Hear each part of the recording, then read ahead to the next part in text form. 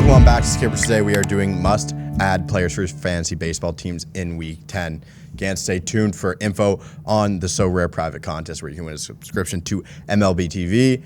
Subscribe, join the Discord, and let's get into the three players. A little bit of a smaller week. I had a tough time kind of finding guys that weren't like Ellie Dela Cruz and guys you also want to stash. But the first player is going to be Logan Allen of the Guardians. Don't get him mixed up for the other guy.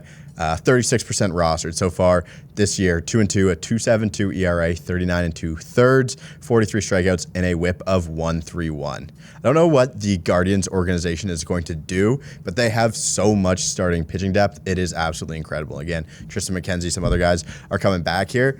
It might be hard to see where Logan Allen fits in the long-term picture, but Allen has done plenty enough for his spot to stay in the rotation. He's coming off his best start in the big leagues where he went 7 innings, shutout ball, only gave up 3 hits, and punched out 10 in a win against a super good lineup against left-handed pitchers in the Baltimore Orioles. He had a career-high 19 swinging strikes, and as Scott White mentioned in an article, I always like to read whatever Scott White has to say. He has a 13.2% swinging strike rate overall, which puts him in between names like Kevin Gausman and Christian Javier without having fastball juice like those two pitchers do. He's deceptive enough with his fastball, which is aided by a really good changeup. His changeup has an expected average of 169 and an expected weighted on base average of 173, while getting a swinging strike at just under 20% of the time. Although his fastball velocity is only in the 21st percentile, he has a WOBA against in the 83rd percentile. Logan Allen's most recent performance to show you why there's upside there, and you don't need to be sold on just the expected stats of someone who has been struggling and it's like, okay, underlying numbers are good. The counting stats are good too. This is just someone you should be picking up, and at under 50% rostered, Logan Allen could absolutely be that guy if you are having some troubles with pitchers like, I don't know, Alek Manoah or people like that. So Logan Allen of the Guards. Second player is Candelaria of the Nats. He's only 11% rostered. So far this season, he's hitting 265, 7 home runs, 25 runs batted in, 1 bag, and an OPS of 797. I think he's one of the more underrated players so far this season.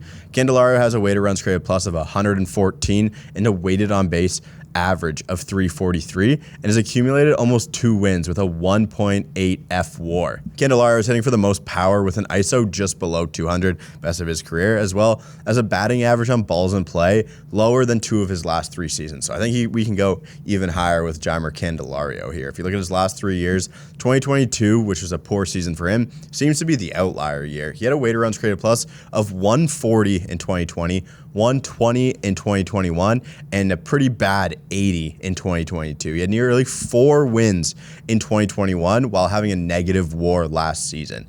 Candelaria has been able to strike out less, as his 19.7% strikeout rate this year is a career best.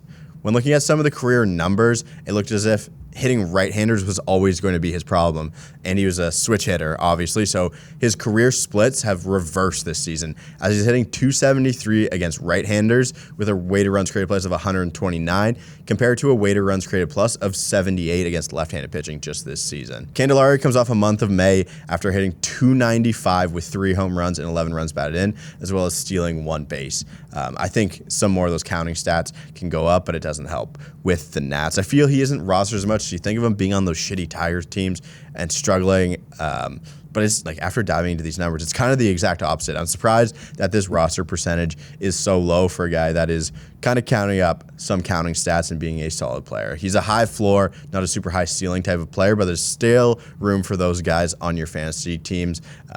Definitely when you have to fill more roster spots. So the second guy this week is Candelaria. As you heard at the top of the show, we are doing a private contest on So Rare where you guys get to compete against me, take all your cards, take all your plays, where you can sign up for free and get some great prizes. But this great prize on So Rare for the private contest is a free subscription to MLB TV for the winner. If you don't like watching all the MLB games that are out of market for free from the comfort of your own home, you are crazy. So do not forget, join So Rare, sign up. It is absolutely free. Join the private contest for this upcoming game week. And again, the winner gets to win an MLB TV subscription. So I'll see you guys on So Rare MLB. And finally, the last one, Jake McCarthy of the D-backs. He is 52% rostered. He is back up in the big league. So far this season, these numbers aren't great. 198 average, 1 home run, 5 runs batted in, but 8 stolen bases. The OPS, again, pretty bad, 562. Who knows if the holes in Jake McCarthy's swing have closed up to make him a solid major league hitter. But what we do know is he is a very, very fast major league player, above major league speed, and he is very, very good at stealing bases. If only every one of his at-bats ended or even started with him on first base, he could be cooking something special on the base paths with the ability that everyone's had to steal a ton of bags this year. Like looking at Yester Ruiz right up there at the top. Jake McCarthy would be able to get on base as much as that. He could very well have been up there if he started the season. The Scott White article kind of sums things up perfectly on Jake McCarthy. He said, still not clear that Jake McCarthy is back up to speed after hitting a month-long stint in the minor leagues. What's clear is that he's back up to speed in a more stealing bases sense. 2 bags in back-to-back games and 5 stolen bases since he's been up from the minor leagues. McCarthy was obviously in the minors for most of last year as well, and he needed to get right at the plate. But once he was up for good on July 11th and on, he was one of the game's most prolific base stealers, swiping 22 bags in 68 games, while also hitting .302 in that span.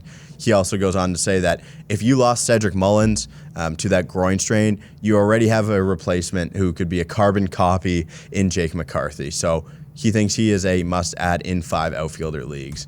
I think, for me, the upside is absolutely immense with Jake McCarthy and how you can use him in fantasy baseball. Although I was hesitant to draft him where I thought he was going, it just seemed way too early for me, and it was kind of solidified when he had to get sent down and didn't spend the whole season at the big league level. But if he's on your wire and you need steals, this is an absolute no-brainer, an absolute must-get, Jake McCarthy of the D-backs. Thank you guys again for tuning in to Must Add. Tougher week on guys to add. Again, if you haven't added Ellie De La Cruz and he is sitting on your wire, that is the one guy to absolutely go get. We talked about him.